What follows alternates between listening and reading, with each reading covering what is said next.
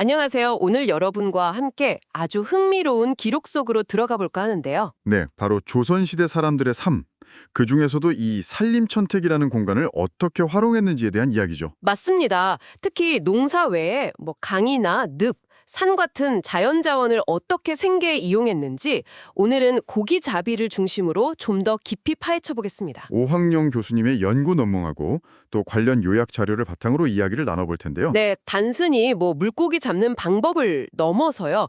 이 산림촌택이 그 당시 사람들에게 어떤 의미였는지, 특히 모두가 함께 쓰는 공유지로서 얼마나 중요했는지를 알아보는 게 저희 목표입니다. 어쩌면 우리가 지금 당연하게 생각하는 주변 환경에 대해서도 좀 새로운 시각을 갖게 되실 수도 있겠네요. 자, 그럼 바로 한번 시작해 볼까요? 먼저 산림촌택이라는 개념부터 좀 짚고 넘어가야 할 것 같아요. 이게 그냥 산, 숲, 강, 연못 이런 것만 말하는 게 아니라고요? 네, 맞습니다. 그게 중요해요. 농경지 외에 황무지까지 포함하는 더 넓은 개념이고요. 핵심은 이게 누구나 이용할 수 있는 공유지였다는 점입니다. 공유지요. 그럼 개인이 마음대로 소유하거나 그럴 순 없었겠네요? 네, 심지어 법으로 사적인 점유를 금지하기도 했어요. 그만큼 공적인 자원의 인식이 있었던 거죠. 와, 그게 왜 그렇게 중요했을까요? 바로 생존 문제랑 직결되기 때문입니다.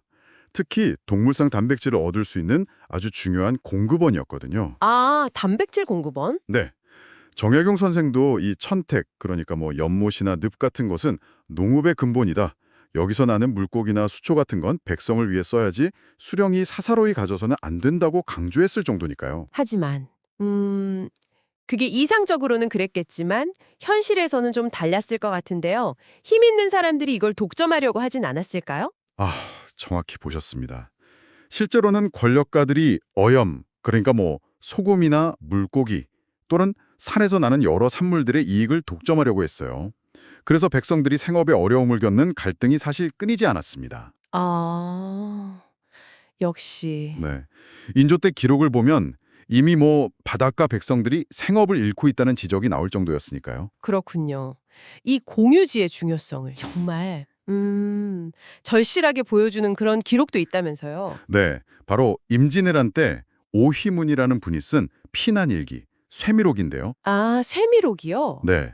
이 기록을 보면 정말 전쟁과 굶주림 속에서 생존을 위해 이 산림천택에 얼마나 의존했는지를 아주 생생하게 드러납니다. 예를 들면 어떤 모습들이죠?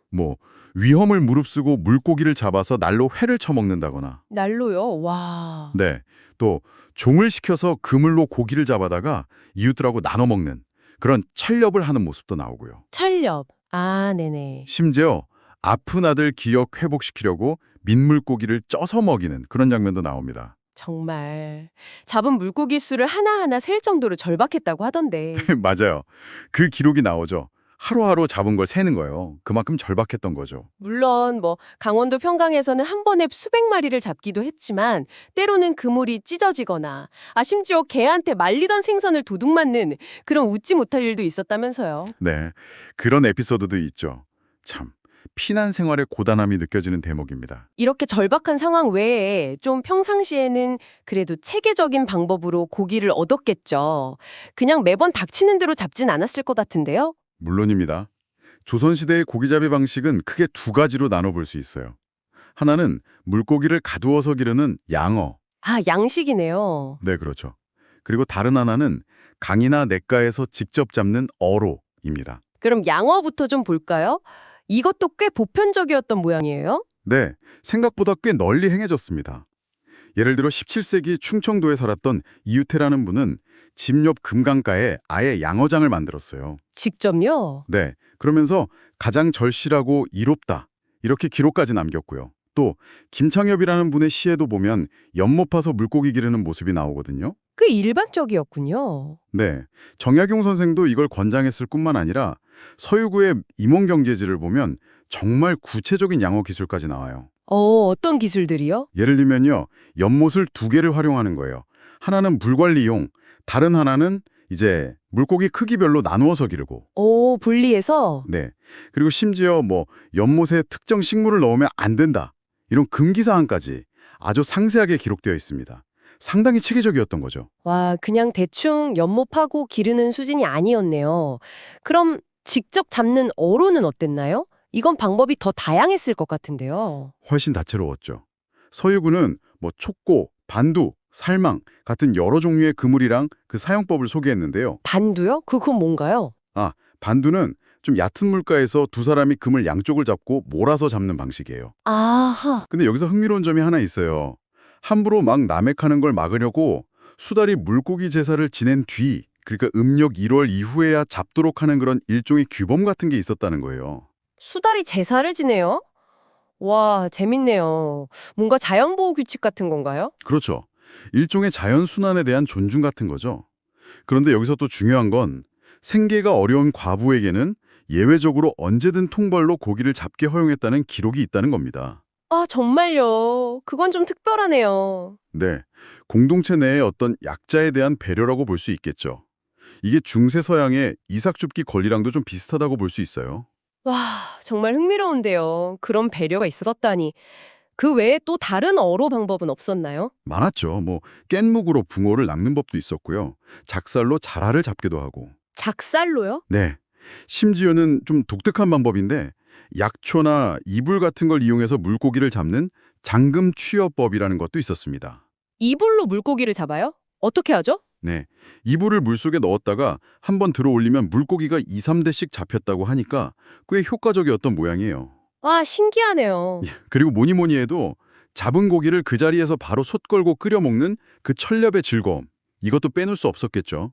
아, 그건 정말 상상만 해도 좋네요.